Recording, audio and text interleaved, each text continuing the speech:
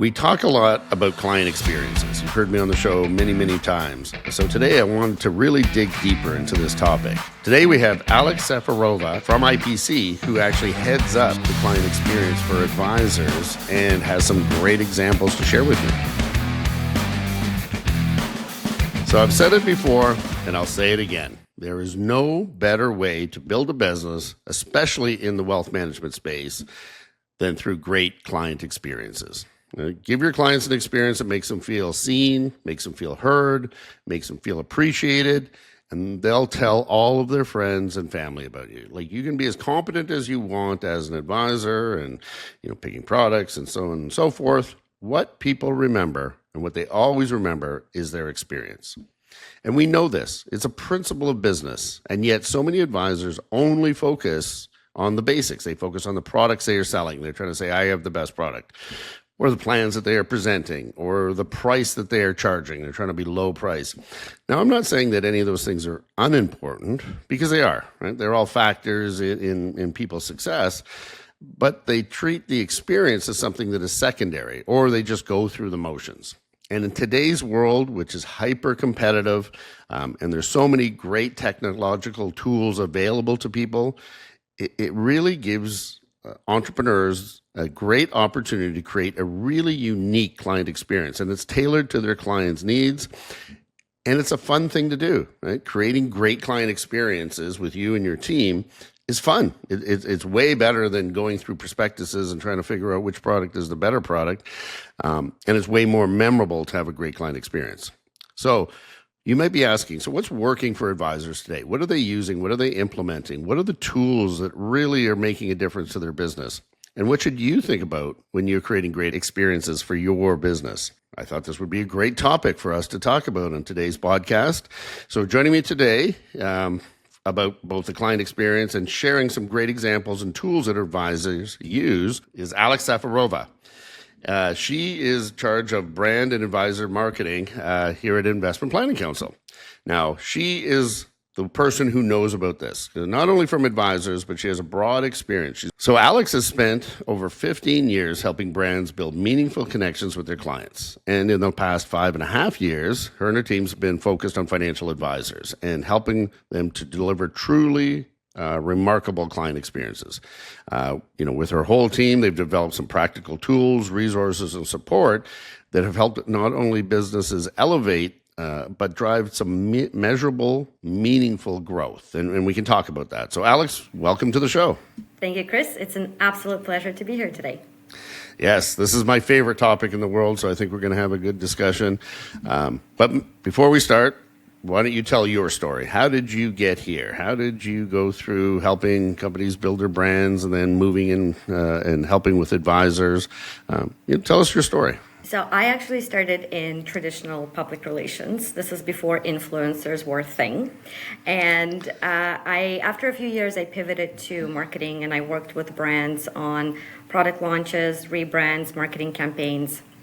And one of the really cool experiences I had was working for this marketing experiential agency. And they had really cool brands that would come to them and basically challenge us to say, we want our customers to really experience our brands. What can you do for us?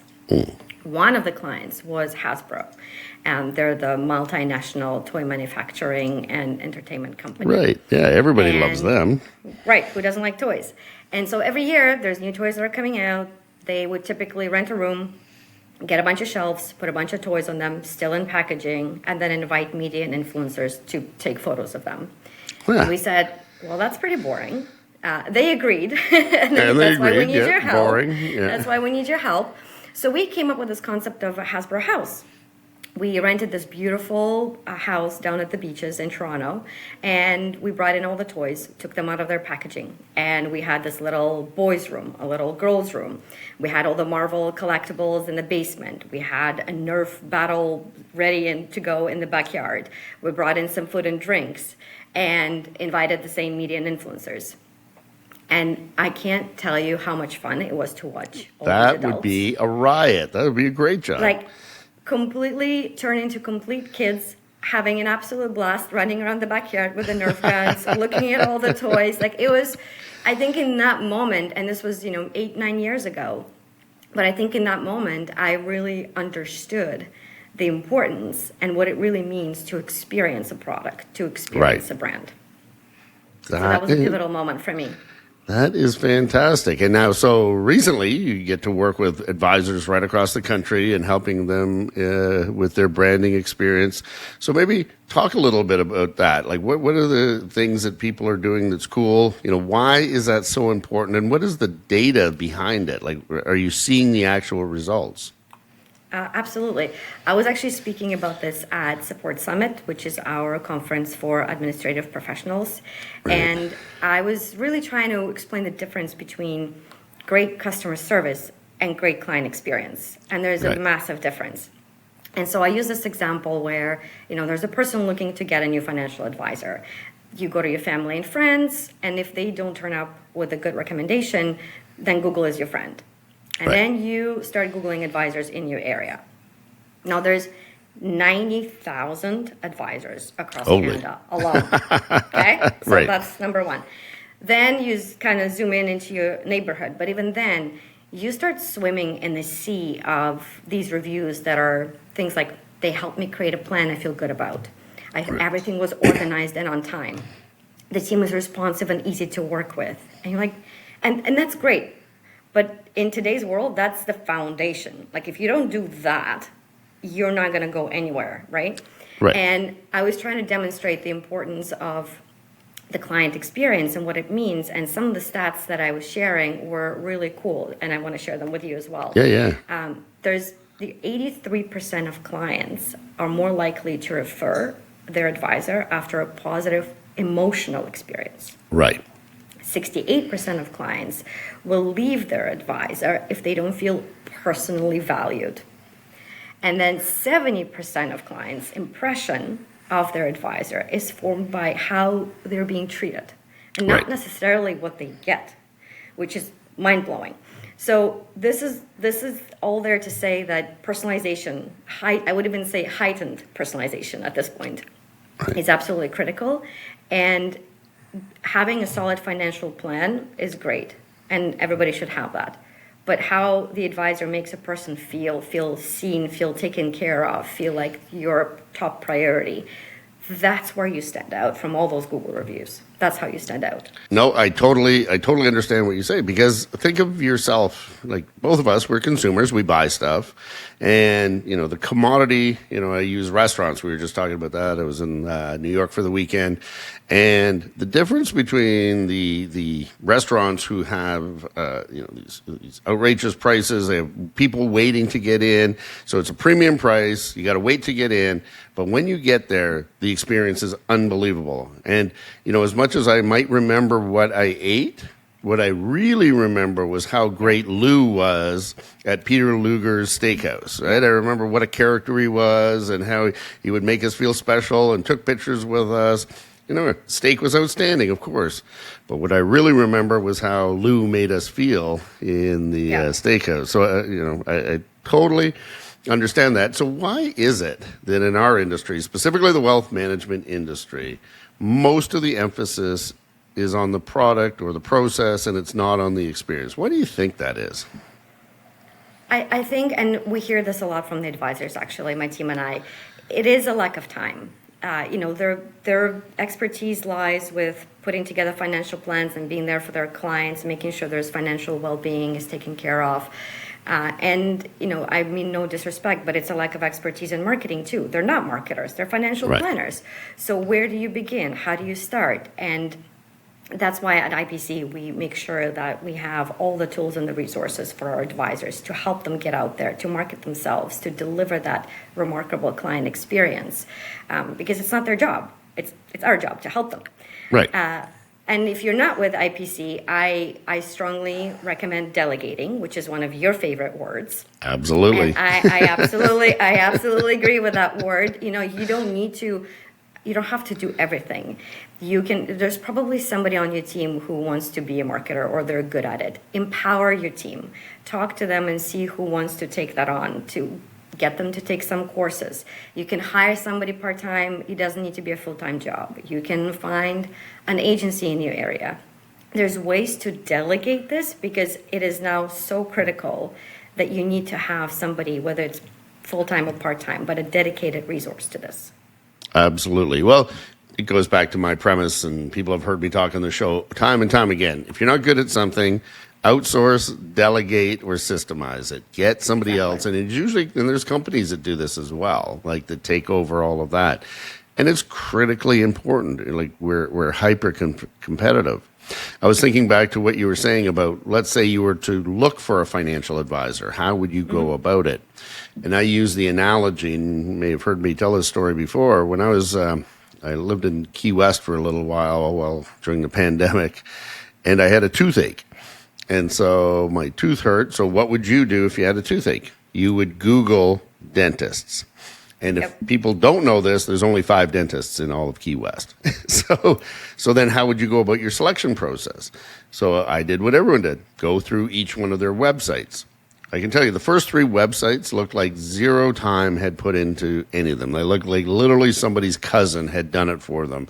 And I'm sure the dentist felt good about all the money they were saving by not spending money on their website. Then the last 2, one was good, but one was great. One had videos, they had testimonials, they had pictures of each of the dentists and little videos on what they did. Who do you think I went with? Yeah, for sure. Yeah, right. And you know what I didn't check? Yeah. I didn't check qualifications. Right. So in other words, number 5 could have went to Harvard for dentistry, and number 2 could have went to some quack college. And yet, what I was most impressed with was the experience I had when I was in one of their mediums, and that was what made my decision as a consumer. And so you must see this all the time. Absolutely, and I really think that there's so much weight behind. You only have one chance to make the first impression. You really do. And with your example, 5 websites, the first impression is the website. And sometimes you get to meet somebody in person, but a lot of times it's online. And how you show up online is critically important. Right. Yeah. No, and I hear advisors like, oh, I don't need social media. I'm not on it. Of course you're not on it. You're 60. Like, you're not on social media. But everybody who's a consumer probably is. And I don't know about you, but before I make any consumer decision, and I mean anything, I go and Google it and I see what the options are out there. Like I needed paving for my driveway, and I would Google who are the best pavers, what are the types and everything. And whoever had the nicest website generally was who got the business in this day and age. Yeah. Well, it just shows your overall work ethic and your attitude towards what you do. Do you care? If you don't care about your website, do you care about your business? I don't. Ooh, that's a good one. Actually, and I never thought of it that way, but there is something to be said that, if you have a shabby office and I've heard about this. How about a doctor who has dead plants in their waiting room? I don't feel very confident. I'm going to go find another one. Thank you. Exactly. If they can't even look after a plant, I'm pretty sure they're not going to look after me. Now, one of the things, and I talk about this actually in my book, about, relationships, communication is the key to any relationship. No relationship ever broke up because you had too much communication. And it is actually the number one reason cited that a client leaves an advisor. And you mentioned sort of this in your stats. So what are the things that you're seeing that work from a communication point of view? Like your team gets to work on some pretty cool stuff and client events and stuff. So maybe talk a little bit about some of the things that you've seen that really work well. Absolutely. Actually, we were just at the Wealth Summit in Vancouver a couple of weeks ago, and we had the pleasure of hearing from Dr. Preet Banerjee, who is a behavioral finance expert. And there's scientific explanation as to why communication is so important and why there's the breakdown. And he said, in the absence of information, our brains are designed to fill in the gaps.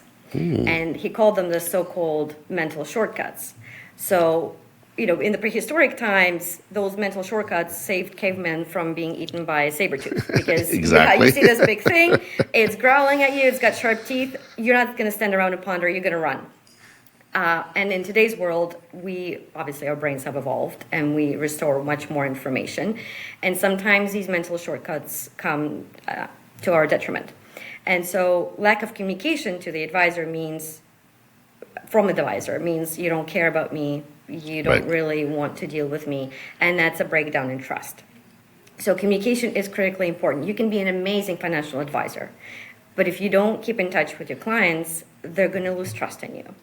Right. And communication doesn't mean you have to call them every single day. So, there are some advisors that once a quarter pull up their client list and call every single client. And you've shared the example with your mom who loves her Yeah. advisor and she has no idea what she's invested with, Exactly. doesn't even care. She loves him because he calls her up, which is fantastic, right? Yeah. But that's not your style. We have over 250 advisors using Advisor Stream, which is an Right. automated newsletter service. It is a fantastic way to be top of mind. It's content curated for you. There is leading industry publications in there. You send out a newsletter once a week on topics that are relevant to your clients, and it's a great gen lead tool as well. Our advisors do market updates, whether it's a short video, whether it's an email. They host webinars. There's ways to stay top of mind, to demonstrate your thought leadership, to stay in touch with your clients on a regular basis. And again, it doesn't have to be anything that you spend hours and hours doing. It can really just be a touch point via a newsletter once a week. So what are some of the tools that advisors are using today that you find really effective?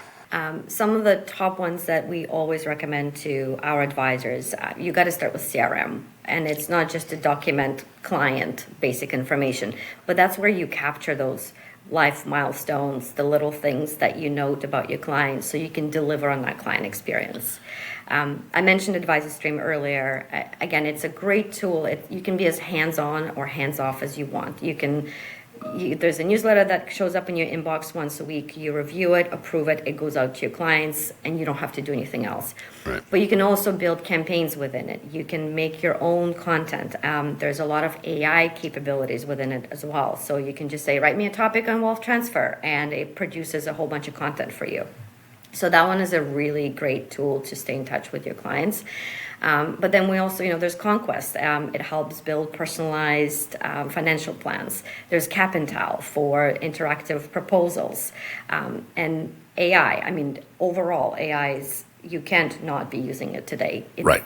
And it's a controversial subject, but I do not think that AI is here to take over the financial advisors' jobs.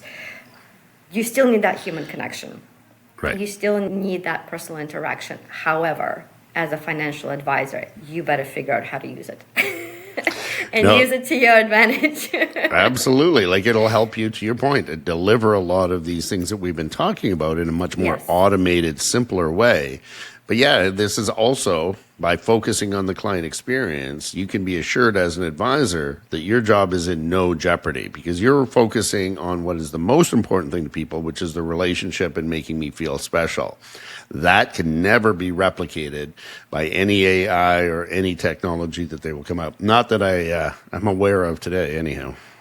I don't know what's going to happen 50 years from now, but in today's world, I think a financial advisor who knows how to use AI tools to grow their business, to optimize it, to create content, social media posts. Like there's so much you can do. Ask it for advice on how to deliver client experience.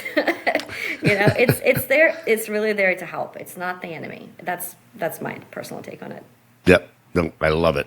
And how about client events? You're seeing a lot of advisors. And in fact, when I talk to advisors across this great country, and I see the ones who are doing really well, really well, Yes. one thing I see in common is they look for excuses to get their clients together on a regular basis. Maybe you can comment a little bit about some of the things that you're seeing there.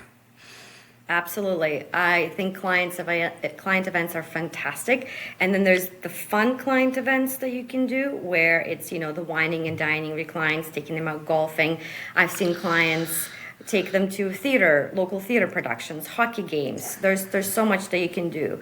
But there's also a lot of value in educational client events. Right. So, for example, a couple of years ago, we put together this wealth transfer campaign. We're in the midst of a massive intergen wealth transfer right now. There's like 1 trillion in assets being transferred by 2026, which is tomorrow. Which is happening, yeah. Which is happening. It's happening right now. Right now.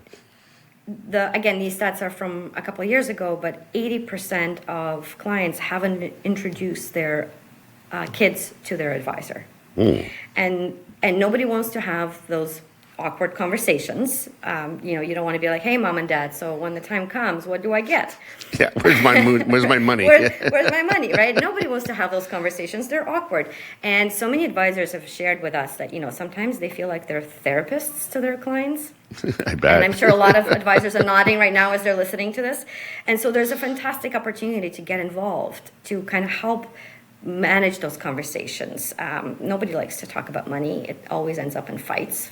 Ugly family stuff boils to the surface. And what a great way to get involved, to meet the kids and eventually have them as your clients. So there's a lot of value in having fun with your clients, but I think it's also equally as important to be a thought leader, demonstrate all this additional expertise that you have at your fingertips.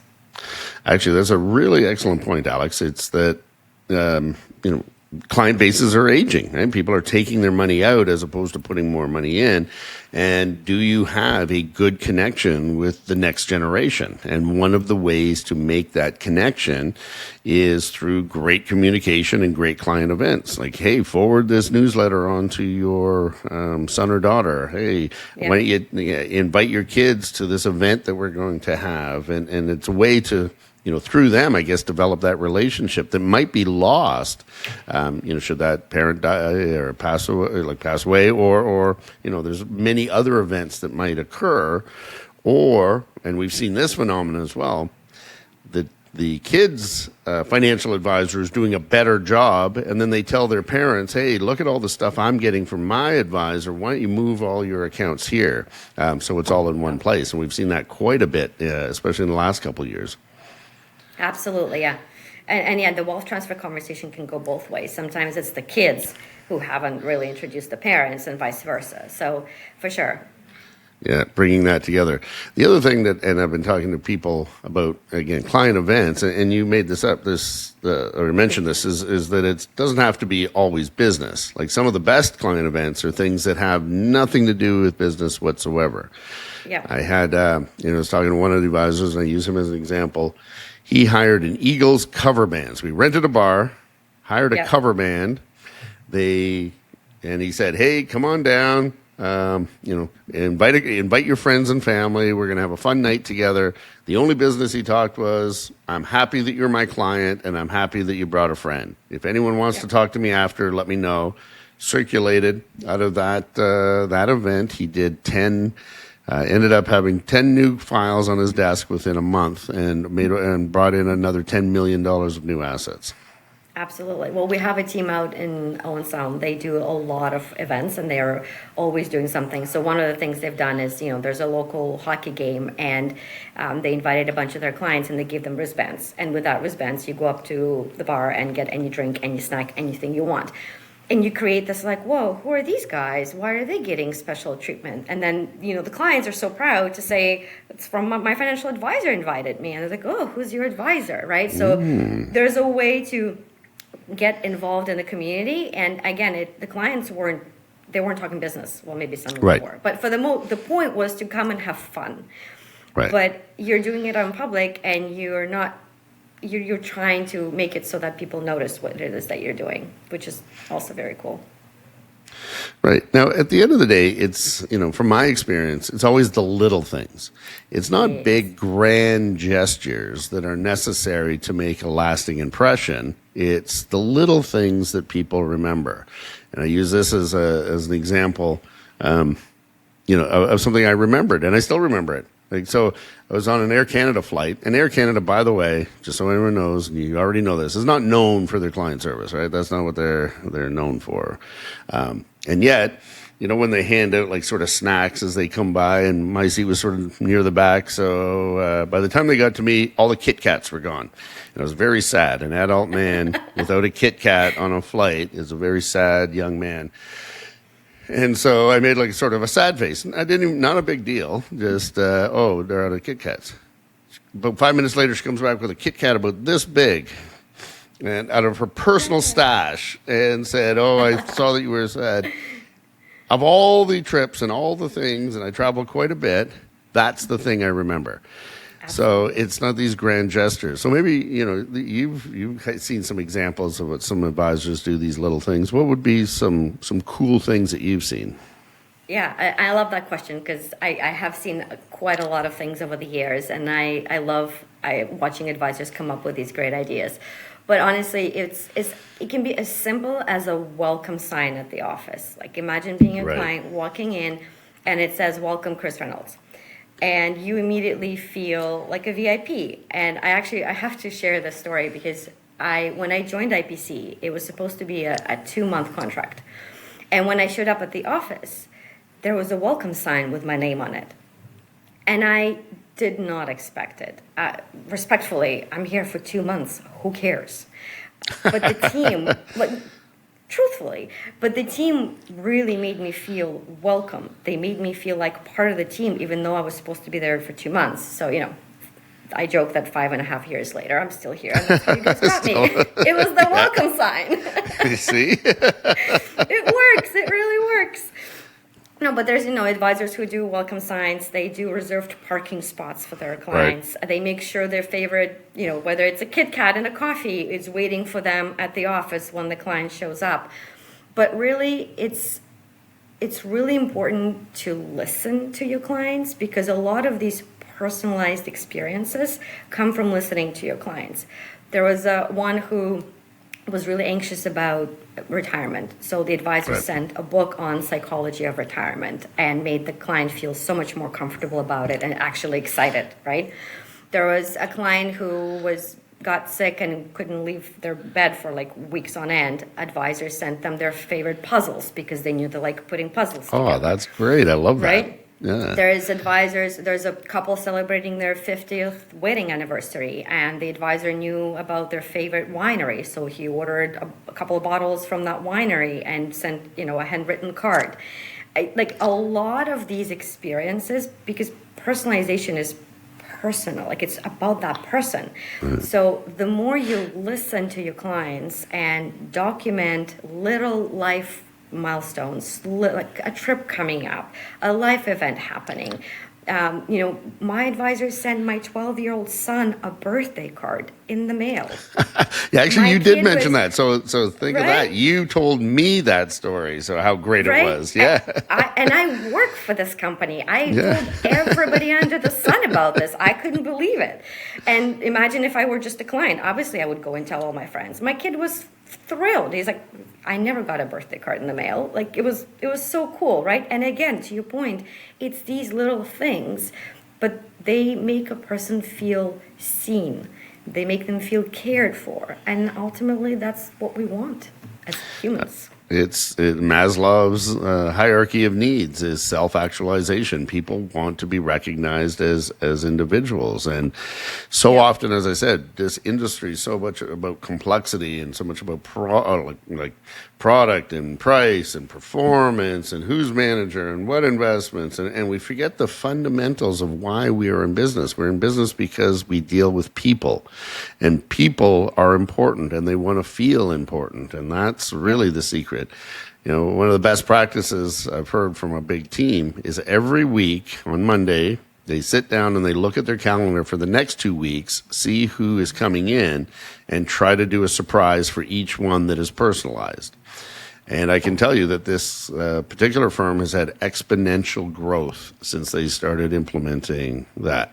And it had nothing to do with their investments, had nothing to do with their pricing, any of that. In fact, I would say they probably charge a premium price versus their competitors, but none of their clients care about that. They care about getting that great experience. They've earned that right to do that because there's value. Absolutely. So so you see the positives.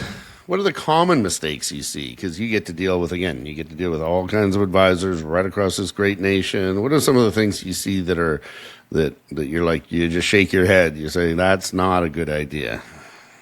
I think the overarching theme is inconsistency.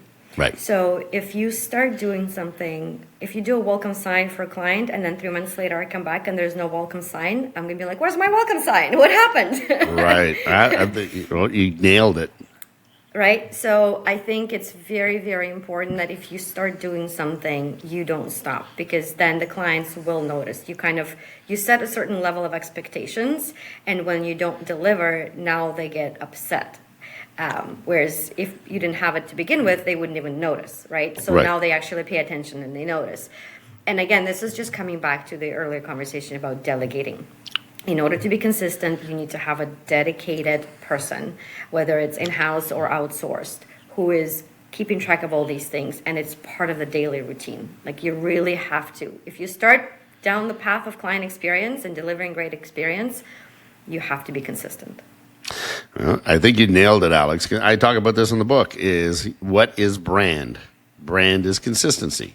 Right? Yeah. And brand can be good and it can be bad, but what it can't be is flaky. Right? And flaky means you do something sometimes, you don't do it sometimes. That's what I call a flake brand.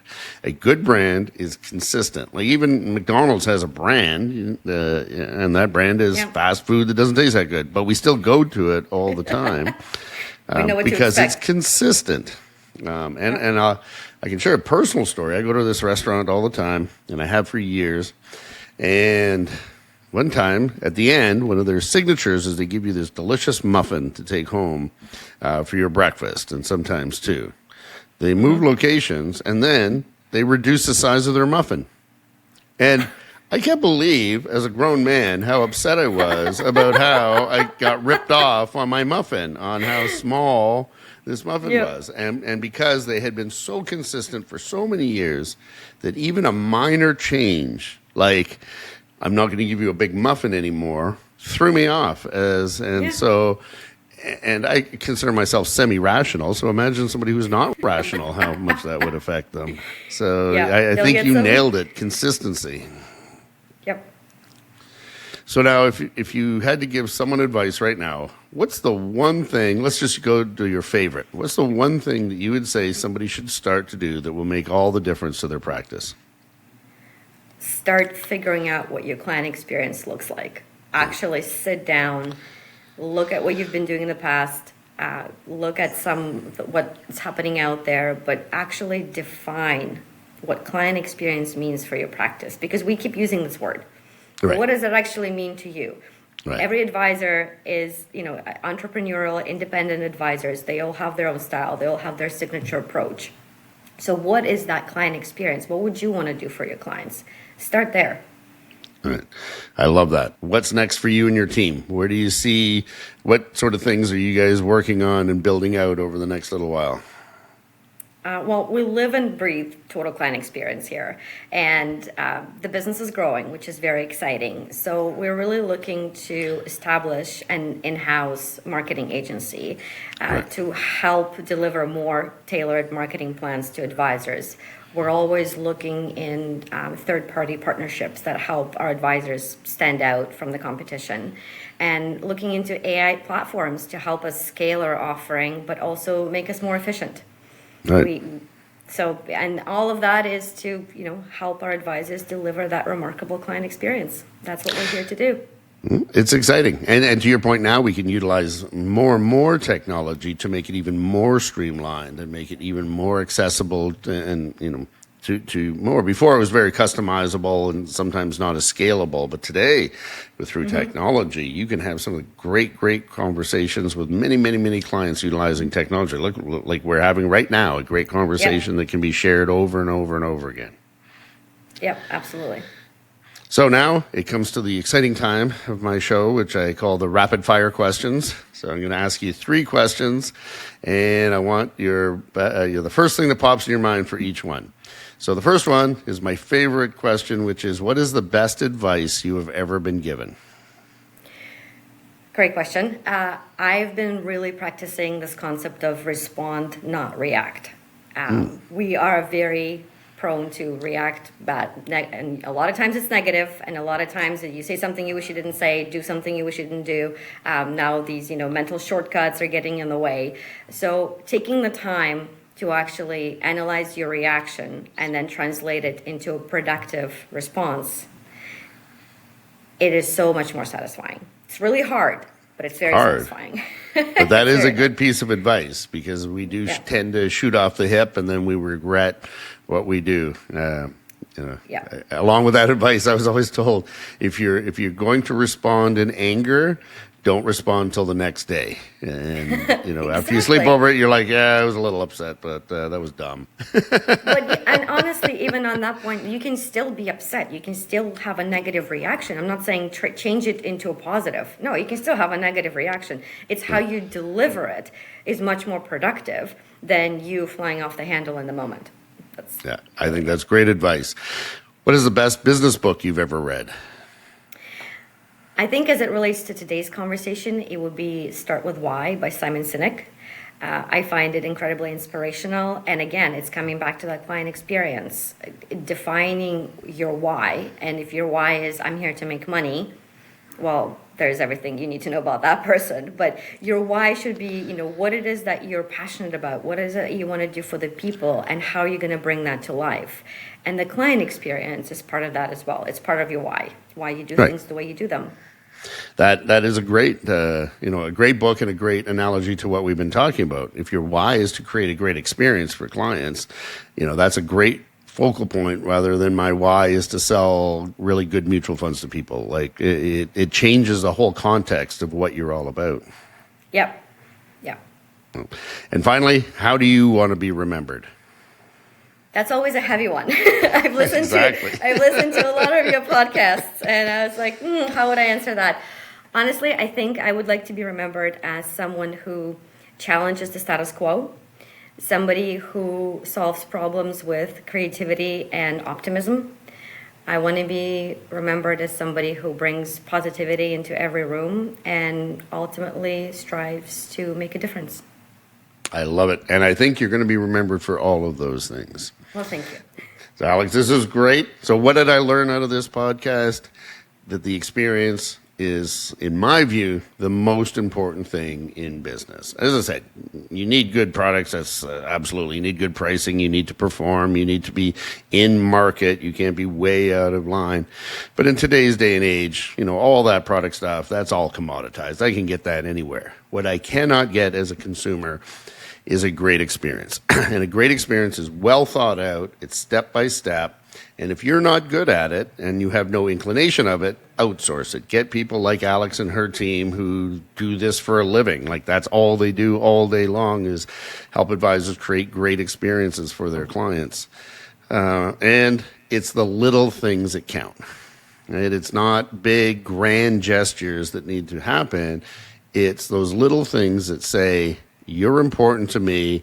I notice you as a person, and I'm here for you. And if you can do that on a consistent basis, back to Alex's advice, not inconsistent like a flake, do it all the time, every time, you will have a successful business. Alex, anything to add? No, I think this was really great. Thank you for giving me this opportunity. I had a lot of fun. It's always a great topic to talk about. I love it. So if people want to learn more about the tools, that your team offers around great kind of experience, what's a good way to reach you?